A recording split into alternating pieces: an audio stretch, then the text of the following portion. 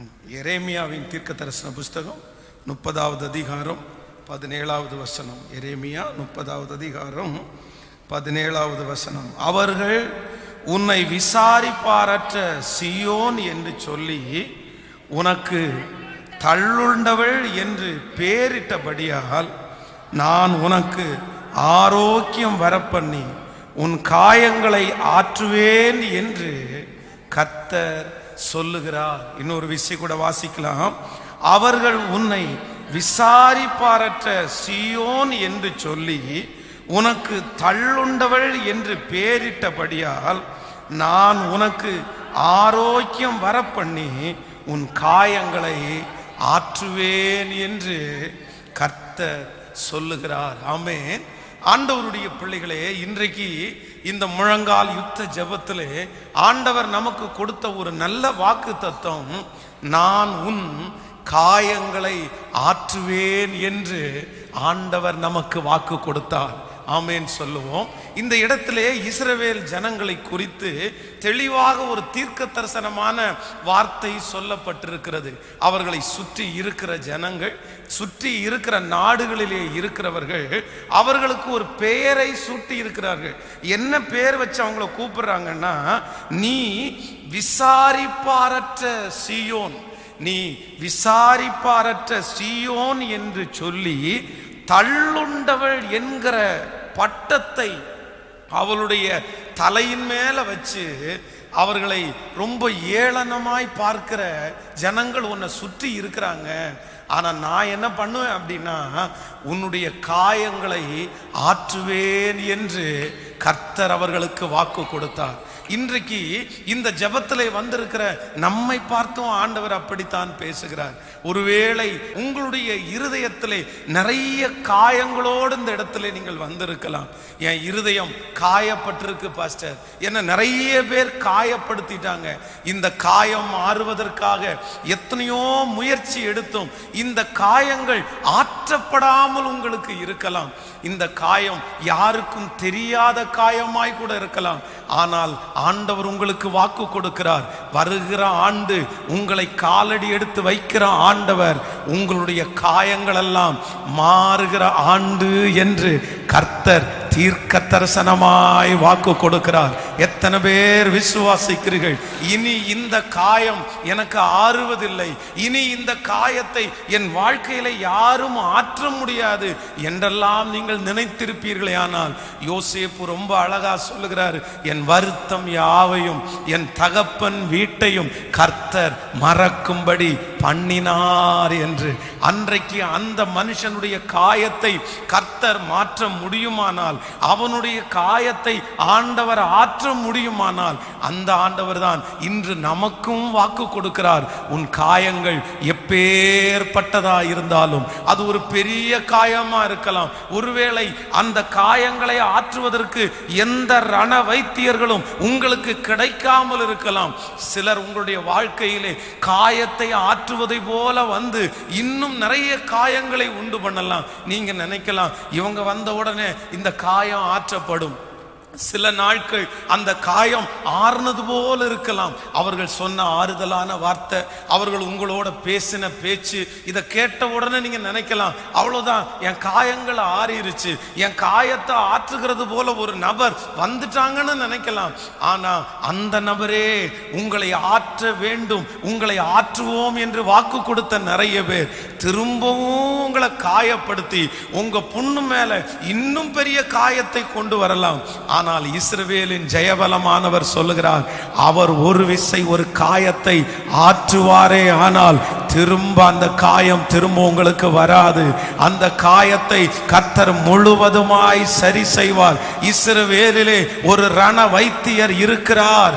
அதுதான் நீங்களும் நானும் ஆராதிக்கிற கர்த்தர். உன்னுடைய காயங்கள் எவ்வளவு பெரிதாய் இருந்தாலும் இன்றைக்கு இந்த ஆராதனை நேரத்தில் ரண வைத்தியராகிய இயேசு, ஹalleluya, பரம டாக்டராகிய இயேசு இன்றைக்கு நம்முடைய கரத்தை பிடித்து சொல்லுகிறார், நான் உன் காயங்களை ஆற்றுவேன் என்று வாக்கு கொடுக்கிறார்.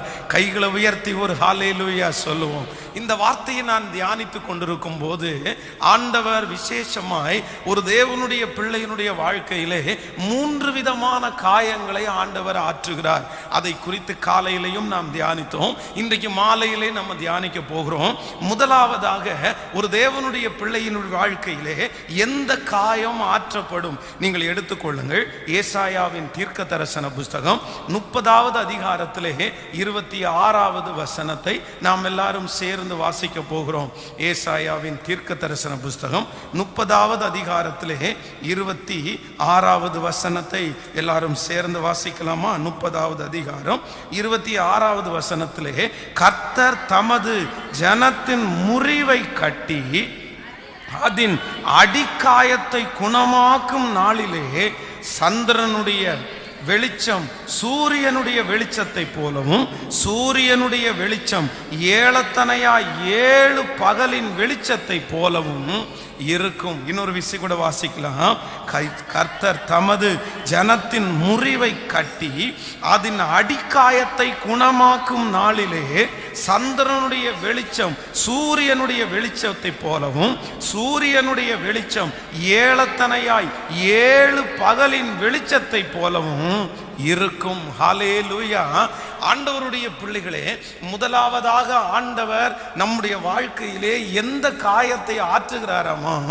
வேதம் இந்த இடத்துல ரொம்ப தெளிவாய் சொல்லுகிறது, நான் உன்னுடைய அடிக்காயங்களை ஆற்றுவேன் என்று கர்த்தர் வாக்கு கொடுக்கிறார். சோ நம்முடைய ஆண்டவர் ஒரு காயத்தை ஆற்றுகிற ரண வைத்தியர். அவர் எப்பேற்பட்ட காயத்தை ஆற்றுவாராமா? அடிக்காயத்தை ஆற்றுகிறவர். அப்படின்னா சிலருடைய வாழ்க்கையிலே காயங்கள் இருக்கிறது. அந்த காயம் மேலோட்டமா இல்லை, அந்த காயம் யாருக்குமே தெரியாது.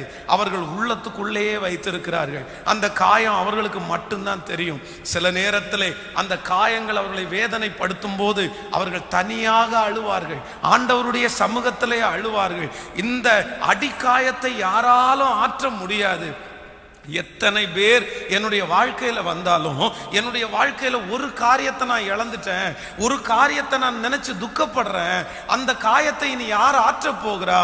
அப்படி என்கிற காயத்தோடு இருக்கிற ஆண்டவருடைய பிள்ளைகளே, ஆண்டவர் இன்னைக்கு வாக்கு கொடுக்கிறார். யாருக்குமே தெரியாம அடி காயமாய், இல்லை என்றால் படிந்து போன ஒரு காயமாய், அது ரொம்ப வருஷமாயிருச்சு. அது 1 வருஷத்தினுடைய காயம் அல்ல, 2 வருஷத்தினுடைய காயம் அல்ல, பல ஆண்டுகளுடைய காயம். அது இனி அழிக்க முடியாது. அப்படின்ற அந்த அடி காயங்களை நான் ஆற்றுவேன் என்று கர்த்தர் வாக்கு கொடுக்கிறார். ஹல்லேலூயா. அது 10 வருடமா இருந்தாலும் 20 வருடமா இருந்தாலும் என் தேவனாகிய கர்த்தர் இஸ்ரவேலுடைய அடி காயங்களை ஆற்றுகிற கர்த்தராய் இருக்கிறார். நீங்கள் வேதத்திலே யோசேப்பினுடைய வாழ்க்கையை வாசிப்பீர்களே ஆனால் அவனுடைய வாழ்க்கையிலே ஒரு அடிக்காயம் ஒன்று இருந்தது. அவன் வேலையை சரியாக அவன் செஞ்சான். அந்த எஜமானுடைய வீட்டிலே இருக்கும்போது எஜமான் தன்னுடைய கையிலே கொடுத்தது எல்லாவற்றையும் நேர்த்தியாய் அவன் செய்தான். அவன் கவலைப்பட்டதாக அந்த அதிகாரம் நமக்கு சொல்லப்படலை. அதற்கு பிறகு சிறைச்சாலைக்குள்ளே கடந்து போகிறான். சிறைச்சாலையிலையும் எல்லா வேலையும் ரொம்ப அழகா செய்யறதுனால அங்க இருக்கிற சிறைச்சாலை தலைவனுடைய கண்கள்ல இவனுக்கு தயவு கிடைக்கிறது. யாருக்குமே தெரியல.